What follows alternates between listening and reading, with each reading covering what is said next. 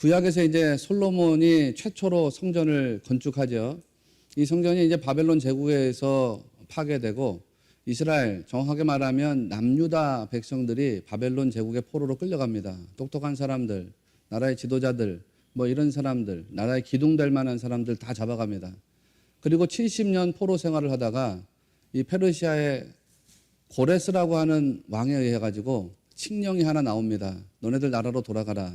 그래서 너네들이 섬기던 하나님의 성전을 다시 재건해라. 아주 은혜로운 말씀이죠. 그래서 바벨론 포로 70년 생활 끝내고 다시 예루살렘으로 일부 사람들이 귀환합니다. 그때 지도자가 이제 스룹바벨이라는 사람이에요. 스룹바벨이 유다의 총독인 거죠. 그 사람이 유다 사람들을 이끌고 예루살렘에 귀환해서 두 번째로 성전을 세웁니다. 이때 지도자가 방금 말씀드린 스룹바벨이었기 때문에 이때 지어진 성전을 통상적으로 스룹바벨 성전이다 이렇게 말합니다. 이 성전도 무너져요.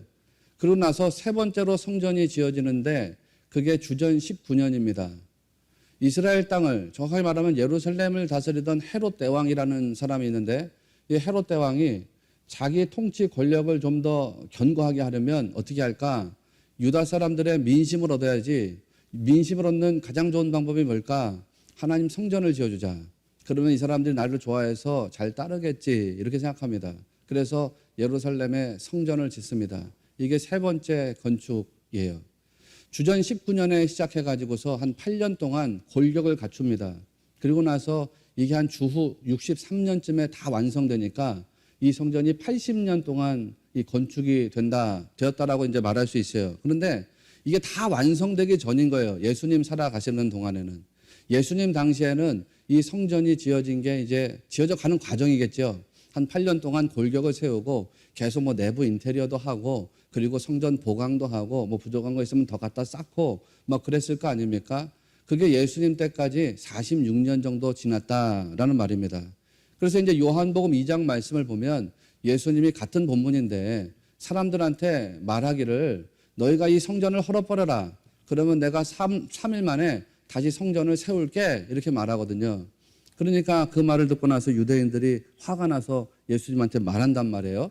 요한복음 2장 20절을 보면 유대인들이 이르되 이 성전은 46년 동안에 지었거늘 너가 3일 동안에 일으키겠느냐 하더라. 이런 말이 나가요. 야, 지금 46년 동안 성전을 지었어도 다 못 졌어. 그런데 어떻게 너는 3일 만에 성전을 짓겠다고 말하는 거냐? 이런 이야기를 하는 겁니다. 유대인들이 이제 여기서 46년이라는 시간을 말했죠. 우리 신해교회가 창립 46주년인데 오늘 본문의 배경이 되는 이 성전이 공교롭게도 46년이 된 성전입니다. 그런데 말씀을 보니까요. 예수님은 이 46년 된 성전을 보면서는 실망했습니다.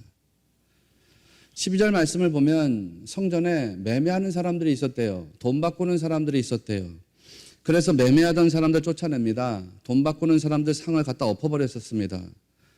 헤롯 대왕이 성전을 건축할 때에 아마 자기 권력을 더 견고하게 하려는 목적 때문이어서인지는 모르지만 지을 때부터 성전 제사장들하고 뭔가 결탁이 있었을지 모릅니다. 너희들이 좀 돈을 모아가지고 성전 건축비를 일부 부담해라. 돈 모으려면 어떻게 해야 되느냐? 사람들한테 돈 뜯어내야지. 뭐 이런 거. 또 한편으로 보면 처음부터는 그러지 않았을지도 모릅니다. 처음에는 굉장히 순수했는데 46년이라고 하는 시간이 지나면서 이 성전이 변질되고 타락했을지도 모릅니다. 그런데 어떤 과정인지는 몰라요. 다만 중요한 것은 뭐냐면 예수님 당시에 이 성전 신앙이 상당히 잘못되어 있었다라고 하는 것은 분명합니다. 유대인들이 이제 예루살렘에 6월절이 되면 모이잖아요. 6월절이 되면 예루살렘에 유대인들이 모여서 하나님께 예배를 드립니다. 그 예배를 드릴 때 제물을 갖다 바치죠. 짐승을 제물 삼아서 제물로 드립니다. 근데 이 제물이라는 게 흠없는 것으로 드려야 하지 않습니까? 자기 집에서 가지고 오는 사람도 있었겠지만 집이 먼 사람들은 가지고 오기가 좀 불편했을 거란 말이에요. 또 가지고 오다가 사고가 나가지고 짐승에게 조그마한 흠이라도 생기면은 이거 제물로 바치기가 합당하지 못하잖아요. 그러니까 사람들이 편리한 방법을 이제 택한 겁니다. 우리 집에서 가져가지 말고 성전에 가서 짐승을 사가지고 그걸 갖다가 제물로 드리자. 좀 가난한 사람들은 비둘기를 사서 제물로 갖다 바쳤고 돈 좀 있다 하는 사람들은 소나 양을 사서 그걸 제물로 드렸습니다.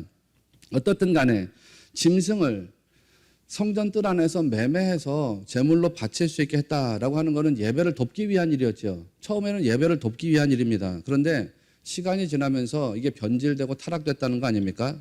예를 들면 이런 거예요. 성전 제사장들이 혹은 서기관들이 짐승을 이제 제물로 드리는데 검사할 거 아닙니까? 이 짐승은 하나님께 제사 드리기 합당한 짐승입니다. 라는 걸 이제 검사해서 통과를 시켜줘야 되는데 이게 성전 밖에 있는 시장에서 짐승을 사갖고 온 거에 대해서는 까다롭게 검사한단 말이에요. 조그만한 흠이 있거나 티가 있으면 이거는 안 됩니다. 이건 결격입니다. 제물로 드릴 수가 없습니다. 또 어떤 사람 자기 집에서 가지고 왔는데 자기 집에서 가져온 짐승을 갖다가 하나님께 제물로 드리려고 그러면 검사하는 게 굉장히 까다롭단 말이에요. 불편하기도 하고 또 결격 사유를 뭐든지 그냥 틈을 내가지고서 트집 잡아가지고 결격 사유를 내버려요. 그러니까 하나님께 제물을 드린다는 게 성전 바깥에서 가지고 온 짐승으로 드리기에는 굉장히 어려워요. 상대적으로 성전 안에서 짐승을 사게 되면 조금 흠이 있고 티가 있어도 그냥 대충 넘기는 거예요. 통과시켜 주는 거예요. 이 정도는 괜찮습니다. 그러니까 사람들이 아무래도 시장에서 짐승 제물을 사오기보다는 성전 뜰에서 짐승 제물을 사려고 했겠지요. 다만 성전 뜰에서 파는 짐승은 가격이 비쌉니다. 그런데 그거를 비싸다고 하더라도 감수할 정도로 제물을 드리기가 너무 수월했다는 것입니다. 그래서 이 사람들이 짐승을 성전 뜰 안에서 사가지고 제물로 드려요. 그런 모습을 보면서 예수님이 화가 났어요. 그래서 성전에서 매매하던 사람, 돈 바꾸는 사람 다 쫓아냅니다. 예수님은 성전의 본질이 상실된 거, 이것 때문에 너무 마음 아팠습니다. 성전이 뭐냐? 성전이란 하나님의 임재가 있는 거룩한 곳입니다. 그렇죠? 성전, 하나님의 임재가 있는 곳이니까 성전이죠. 하나님의 임재가 있는 곳이 그래 성전입니다. 그래서 성전이 거룩해야 됩니다. 그러면 여러분, 거룩, 우리가 정말 자주 사용하는 말인데 이 거룩이라고 하는 말의 의미가 뭐라고 했습니까? 우린 너무 잘 알고 있죠. 히브리 말로는 카도시죠. 카도시. 카도시의 본래적인 뜻은 구별된다, 분리된다 이런 뜻이라고 했습니다. 그러면 여러분, 구별된다는 게 무슨 뜻인지를 잘 알아야 되잖아요. 구별된다는 게 무슨 뜻이냐? 세상과 그냥 단순하게 구별되는 거, 이게 거룩인가? 그렇죠. 거룩은 맞죠. 내가 구별되는 거 거룩이지. 근데 구별된다고 하는 말의 본래적인 의미를 알아야 그 의미대로 우리가 살아갈 수 있거든요. 여러분, 이 말의 본래적인 의미를 알아야 됩니다. 하나님은 자기 자신이 창조주이시기 때문에 그 자체로 그냥 거룩하십니다. 본인이 창조주시니까. 그러면 우리 피조물은 언제가 거룩입니까? 우리 인간은 하나님에 의해서 지어진 피조물인데 피조물은 언제가 거룩이냐? 창조주의 의도대로 존재할 때가 거룩입니다. 이걸 믿으시길 바랍니다. 의도에서 벗어난 거. 이걸 이렇게 표현할 수 있어요. 관역에서 벗어났다. 의도에서 벗어난 거, 관역에서 벗어난 것을 헬라어로 하마르티아라고 말합니다. 죄라는 뜻이죠. 그러니까 여러분, 우리가 창조주의 의도대로 존재하지 않는 상태가 죄입니다. 이 죄에서 누구도 자유할 수가 없습니다. 누구도 스스로 이 죄에서 자기를 구원할 수가 없습니다. 왜? 인간의 노력과 의지와 열심으로는 창조주 되시는 하나님의 의도대로 한결같이 존재할 수가 없기 때문입니다. 내가 잠깐 하나님의 의도대로 창조주의 의도대로 존재할 수 있을지는 모르지만 금방 무너집니다. 또다시 우리는 실패합니다. 존재하다가 실패하고 존재하다가 넘어집니다. 그렇기 때문에 자기의 죄를 덮어주고 가려줄 만한 존재가 있어야 됩니다. 그렇기 때문에 절대적으로 나를 일으켜 세워줄 만한 절대적인 존재가 있어야 됩니다. 내가 넘어지고 쓰러졌을 때 나를 일으켜줄 존재, 내가 하나님 앞에서 의도대로 존재하지 않았기 때문에 실패한 상태가 되었을 때 그 실패한 상태를 가려줄 만한 절대적인 존재, 즉 예수 그리스도라고 하는 존재가 필요한 이유가 바로 이것입니다. 그래서 우리가 예수님을 믿을 때 예수님이 자기의 보혈로 우리를 그냥 덮어버립니다. 나의 죄가 사라진 것이 아니라 나는 죄를 끌어안고 있는 존재이지만 그리스도의 보혈이 나를 그냥 덮어버립니다. 그래서 하나님이 나의 죄를 보지 않고 그냥 그리스도의 보혈만 보게 합니다. 나는 여전히 죄인이지만 하나님이 나를 죄인으로 살게 하시는 것이 아니라 의인이라고 인정받고 살게 하십니다. 이게 복음이죠. 여러분이 이 거룩한 주일에 하나님께 나와서 예배하는 거, 하나님을 찬송하고 하나님께 기도하고 하나님께 영광 돌리면서 살아가는 존재가 되는 거, 이게 창조주의 의도입니다. 그러니까 여러분이 이 자리에서 예배하고 있는 이 시간에 여러분은 거룩입니까? 거룩이 아닙니까? 거룩입니다. 왜? 여러분은 하나님이 의도하신 상태로 지금 존재하고 있기 때문이죠. 그러나 그 의도에서 벗어나고 관역에서 벗어난 상태가 되면 이게 무서운 겁니다. 그러면 그때부터 하마르티합니다. 이게 죄가 되는 거죠. 예수님이 여러분 이걸 가볍게 여기면 안 된다는 뜻에서 오늘 말씀을 하는 거예요. 이걸 가볍게 여기면 안 된다는 뜻에서 성전이 지금 거룩을 잃어버렸다는 거 아닙니까? 그러니까 13절 말씀에서 본질을 잃어버렸다는 거예요. 거룩을 잃었다는 거 아닙니까? 그러니 13절에서 이렇게 나가죠. 13절을 보시면 내 집은 기도하는 집이라 일컬음을 받으리라 하였거늘 너희는 강도의 소굴을 만드는도다. 말씀이 이렇게 나가요. 한마디로 말하면 본질을 잃었다는 뜻입니다. 여기서 이제 기도라고 하는 단어가 우리 너무 잘 알고 있는 프로슈케. 헬라어로 프로슈케입니다. 여러분에게 너무 익숙한 단어죠. 헬라어로 기도를 말할 때 크게 두 가지 단어를 사용한다고 설명했습니다. 물론 진짜 세분해서 말하면은 네 가지, 다섯 가지 단어를 씁니다. 우리가 주기도문 말씀 나눌 때 그 이야기를 했잖아요. 그런데 이해하기 그냥 쉽게 기도를 말하면 크게 두 가지를 사용하는데 하나가 이제 데시스라고 했습니다. 데시스는 쪼르는 거. 하나님께 필요를 구하는 거. 어린아이들이 자기 아버지 어머니한테 와가지고 필요를 구할 때 요청하는 거, 그게 데시스입니다. 우리 딸이 맨날 나한테 와가지고 아빠 10,000원만 주세요, 10,000원만 주세요. 이런 거 요구하는 거. 나 필요하거든요. 그러면 아버지가 때로는 물어보고서 줄 때도 있어요. 너 뭐 때문에 그게 필요하니? 아니면 물어보지도 않고 그냥 10,000원 줄 때가 있어요. 그렇게 아이들이 부모에게 뭘 달라고 하는 것처럼 하나님 나 필요한 게 있어요. 그 필요를 주세요. 하나님 내가 원하는 게 있어요. 그 원하는 걸 주세요. 하나님 나한테 부족한 거 있잖아요. 그거 아시죠? 그거 좀 채워주세요. 이렇게 하나님께 이제 필요를 구하는 거. 이게 데시스라고 했습니다. 그런데 프로슈케 이렇게 나가면 이건 필요를 구하는 게 아니라 그랬죠. 하나님의 뜻이 뭡니까? 를 묻는 거. 하나님의 목적이 뭡니까? 를 묻는 거. 그래서 하나님, 내가 하나님의 뜻, 하나님의 목적대로 살기를 원합니다. 이런 거. 이게 프로슈케라고 했습니다.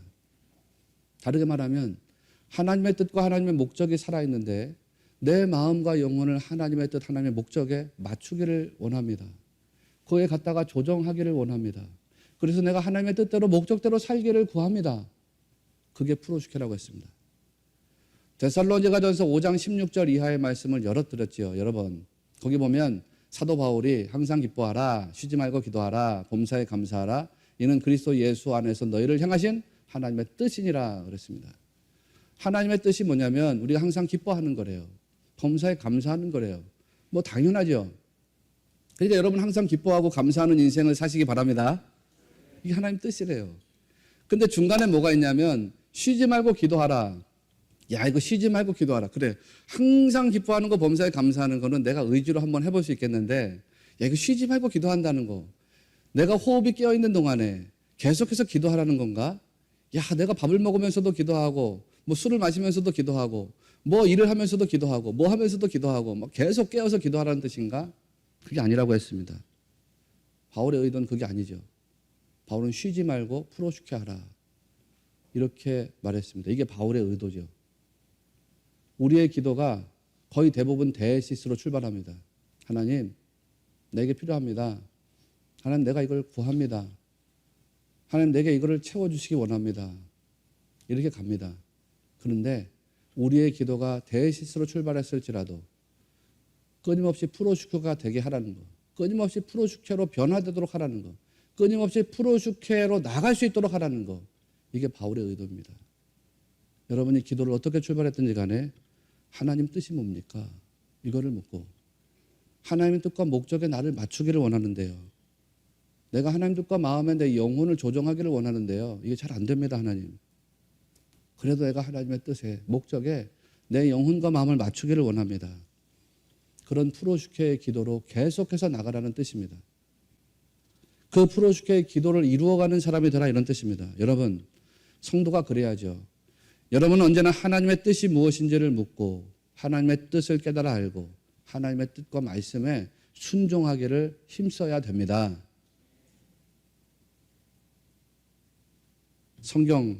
신약 성경에서 예수님이 하신 모든 기도, 그리고 예수님께서 가르쳐 주신 모든 기도가 다 프로슈케다라고 말씀드린 적이 있습니다. 그러니까 이거를 전제로 해서 오늘 말씀을 읽어보면 어떻게 되는가요? 예수님 말씀 속에서 이 성전이 어떤 개념으로 우리에게 다가와야 되는 것입니까?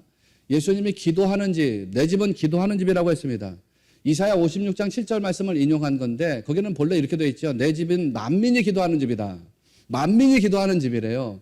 모든 사람이 다 기도하는 집이 하나님의 집이래요. 성전이 그런 곳이래요. 그러면 성전이 기도하는 집이라고 했는데요. 이게 프로슈케거든요. 이게 하나님의 뜻을 묻는 장소라는 거예요. 여러분, 성전은 어떤 곳이냐? 하나님의 임재를 체험하는 곳이 성전입니다. 왜? 하나님의 임재가 있는 곳이니까. 여러분 이거에 들어오고 나올 때마다 하나님의 임재와 만나지게 되시기를 주님의 이름으로 축원합니다. 성전은 하나님의 임재가 있어요. 그러니까 하나님의 임재가 체험되는 곳이 성전이죠. 그런데요, 거기서 끝나는 게 또 아니래요. 하나님의 임재를 체험하면 거기서 하나님의 뜻을 물으래요. 하나님의 뜻을 묻고 하나님의 뜻에다가 자기를 맞추어가는 곳, 그게 성전이래요. 그런데 사람들이 그 성전을 강도의 소굴로 만들었다는 거 아닙니까? 예수님 말씀에. 성전에서 막 예배를 드립니다. 성전에서 예배를 돕는 사람들이 매매도 하고 환전도 하고 막 그렇게 합니다. 즉 성전에서 예배를 돕는 일들이 정말 수도 없이 계속 일어나고 있습니다. 그런데 여기에서 하나님의 뜻이 빠져 있습니다. 하나님의 뜻이. 예배도 드리고 예배를 돕는 수많은 일들도 일어나고 있는데요. 하나님의 뜻이 빠져 있다는 거 아닙니까? 그러니까 하나님의 뜻대로 사람들이 나가는 게 아니고요. 다 자기 뜻대로 나갑니다. 자, 오늘 말씀에서 이 교회, 즉 성전이 본질을 잃어버렸거든요. 본질을 잃어버리니까 그 다음에 어떻게 됩니까? 본질을 잃어버리니까요. 능력을 발휘할 수가 없어요. 뭐 당연한 이야기지만 본질 상실하니까 능력이 상실되더래요. 14절 말씀을 보세요. 14절을 보면 맹인과 저는 자들이 성전에서 예수께 나오매 고쳐주시니라고 했습니다. 자, 아픈 사람들이죠. 상처받은 사람들, 고통받은 사람들, 이 고통의 사람들이 성전에서 치유를 받아야 되지 않습니까? 그런데 이 고통의 사람들이 성전에서 치유받지 못하더라는 거예요. 이 아픈 사람들, 상처의 사람들이 성전에서 아무런 능력을 받지 못하더라는 거예요. 왜냐하면 성전이 본질을 잃어버리니까 능력을 다 상실해버렸다는 거예요. 성전이 이 사람들을 구원하지 못한다는 거예요. 그래서 구원받지 못한 사람들이 예수님께로 와가지고 구원받았다는 이야기를 아주 의도적으로 우리에게 보여주고 있지 않습니까? 뭐예요? 하나님의 뜻을 찾지 않으니까, 그 하나님의 뜻을 잃어버리니까 성전에서 구원의 능력이 사라지게 되더라. 하나님의 뜻을 상실한 교회는 이렇게 된다는 겁니다. 하나님의 뜻이 아니라 자기의 뜻을 구하면 구원과 멀어진대요. 하나님이 주인 되셔야 되는데 자기가 주인 노릇하고 있으면 구원과 멀어진대요. 여러분, 자기가 주인인 것을 주장하면 그게 곧 타락입니다. 아담과 하와의 범죄가 그런 것이잖아요. 청지기 의식의 포기 아닙니까? 자기가 주인 되려고 한 것입니다. 오늘 읽은 말씀을 보면 이 말씀 뒤에 무화과 나무가 말랐다라고 하는 이야기가 나옵니다. 예수님께서 열매 맺지 못하는 무화과 나무를 보면서 야, 너는 안 되겠어, 말라라. 그러니까 말랐다는 이야기 아닙니까? 이 무화과 나무는 여러분이 잘 아시는 것처럼 유대교를 상징하는 메타포입니다. 일종의 비유죠, 비유. 왜 유대교가 이렇게 열매를 맺지 못하게 되었느냐? 하나님의 뜻을 버렸기 때문이라는 거예요.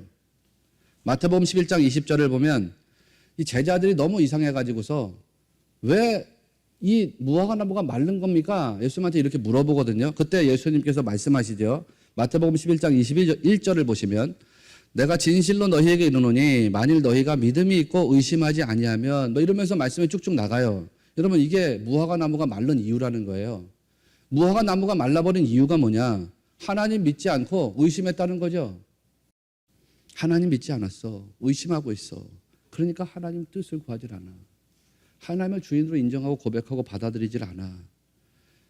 그러니까 어떻게 나가? 자기 뜻대로 나가고 자기 방법대로 나간 거예요. 성전에서 제사하면서 자기 뜻대로 자기 방법대로 짐승들 매매하고 돈 바꿔주고 막 그러지 않습니까? 같은 내용을 담고 있는 마가복음 11장 22절 말씀을 보면 예수님이 아주 의미 있는 말씀을 하세요. 그들에게 대답하여 이르시되 하나님을 믿으라. 그 말씀 딱 하세요. 아주 심플하죠. 하나님 믿으라는 거예요. 유대인들이 열매 없는 이유가 뭐냐? 아무런 열매 없는 무화과 나무처럼 된 이유가 뭐냐? 하나님 향한 믿음 없다는 거 아닙니까? 믿음 없다는 거. 믿음이 없으니까 당연히 기도하질 않아요. 믿음이 없으니까 당연히 하나님 뜻을 구하지 않아요. 기도하지 않고 하나님 뜻을 구하지 않으니까 어떻게 나가요? 자기 생각으로 나가죠. 자기 힘으로 나가고 자기 방법으로 나가고. 그러니까 이 사람들이 하나님의 집, 즉 기도하는 집을 강도의 소굴로 만들었다. 그런 이야기가 나오는 겁니다. 여러분, 자기가 주인 되는 순간 진짜 신앙은 엉망이 됩니다. 창세기부터 요한계시록까지 일관되게 우리에게 주시는 메시지는 단 하나라 그랬습니다. 누가 주인이냐? 하나님이 나의 주인이고 하나님이 나의 머리가 되신다. 그 주제라고 했습니다. 인생도 가정도 내가 주인이 아닙니다. 하나님 주인이라는 거지. 이게 바뀌면 안 된다는 거예요. 하나님 주인이시고 나는 자녀고 종이고 백성이고 그런 것입니다. 교회도 내가 주인이 아니에요. 골로새서 1장 18절을 보면 예수님에 대해서 그는 몸인 교회의 머리다 이렇게 말씀했죠. 에베소서 1장 22절을 보면 또 만물을 그의 발 아래에 복종하게 하시고 그를 만물 위의 교회의 머리로 삼으셨다 이렇게 말씀했죠. 에베소서 5장 30절에서는 우리는 그 몸의 지체다 이렇게 말했어요. 고린도전서 12장 27절에서도 너희는 그리스도의 몸이요 지체의 각 부분이라 이렇게 말했습니다. 머리는 예수님이고요. 우리는 지체라는 거예요. 요거 좀 다르게 말하면 주인은 예수님이고 우리는 다 청직이라는 거 아닙니까?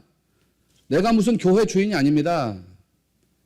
교회는 주인의식을 가지는 것이 아니에요. 교회는 그리스도의 몸의 지체의식을 갖는 곳이에요. 머리는 예수님이고 주인이시고 나는 지체인 거예요. 그렇기 때문에 교회는 주인의식을 가져야 되는 것이 아니고 교회는 소속의식을 가져야 되는 것이에요. 오늘 말씀의 제목이 압도적인 기본을 갖추라입니다. 여러분, 제가 여기서 말씀드리고 싶은 압도적인 기본은 바로 거룩입니다. 거룩. 세상과 구별되는 것입니다. 우리가 세상과 완전히 구별돼 가지고서 거룩, 하나님이 존재하기를 원하시는 상태로 존재할 때, 하나님이 교회를 세우신 의도대로 존재할 때, 하나님이 나를 창조하시고 구원하신 의도대로 내가 존재할 때 우리는 반드시 주님께 칭찬받는 교회와 성도가 될 줄로 믿습니다. 그러면 우리는 어떻게 세상과 구별될 수 있을까? 사도 바울이 디모데전서 4장 5절에서 분명히 말했지요. 하나님의 말씀과 기도로 거룩하여짐이라.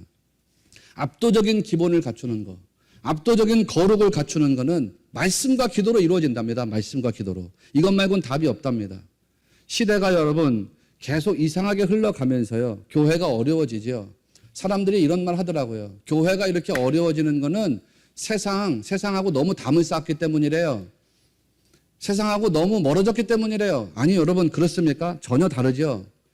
교회가 어려워진 것은 세상하고 담을 쌓아서가 아니라요. 세상과 너무 닮아서입니다. 우리가 세상하고 구별되지 않아서 그런 거죠. 세상과 너무 동떨어져 있는 것이 아니라 세상하고 너무 똑같아서입니다. 교회 다니는 사람들이요. 세상 사람들하고 다를 게 별로 없습니다. 우리 교인들은 다를지 모르겠지만요. 나가서 여러분들이 만나는 크리스찬들 보면 별로 다를 게 없습니다. 세상 사람들 성공 추구하는데 우리도 똑같이 성공을 추구하고 세상 사람들이 재물을 추구하는데 우리도 똑같이 재물을 추구하고 그래가지고서는 자기가 하나님 은혜로 재물을 얻었다, 자기가 성공을 얻었다고 말하면서도요. 그 재물과 성공이 하나님 나라를 위해서 흘러가도록 전혀 애쓰지 않습니다. 그러니까 그건 하나님이 주신 성공도 아니고 재물도 아닌 거예요. 그 거짓말이지. 자기가 노력해서 얻은 성공이고 자기가 노력해서 얻은 재물이지. 자기가 노력해서 얻은 출세고 자리지. 만약 그렇다면요. 하나님의 은혜로 주셨다 그러면 내 직을 걸고서라도 그 은혜가 흘러가게 해야 되는 거예요. 교회를 다니는 사람들이 거룩해서가 아니라 거룩하지 못해서 세상에 싫어합니다. 교회가 세상하고 너무 닮아있고 교인이 세상과 너무 닮아있어요. 여러분이 압도적인 믿음을 가지고 압도적인 거룩함을 가지고 압도적인 말씀과 기도를 가지고 이 세상을 살아가는 성도가 꼭 되시기를 바랍니다. 그러면 달라지겠죠. 여러분 진짜 말씀에 생명 걸고 말씀에 순종하는 교회 성도 되시고 기도에 생명 걸고 기도에 진짜 여러분 뜨겁게 불타오르는 교회 성도가 된다 그러면은요 달라지겠죠. 오늘 말씀도 보세요. 예수님 말씀하잖아요. 어린아이의 찬미까지도 하나님이 온전하게 하신대요. 얼마나 기가 막힌 말씀이에요. 어린아이들이 하나님을 찬양하는데 그 찬양하는 소리가 얼마나 유치하겠습니까? 어린아이들이. 저기 우리도 아이들 4살짜리 5살짜리 아이들이 있지만은 이 아이들이 하나님께 찬미를 올려드리는데 그게 어떻게 얼마나 유치하겠어요. 그런데 하나님이요 그런 찬미 소리까지도 온전하게 하신다는 거 아닙니까?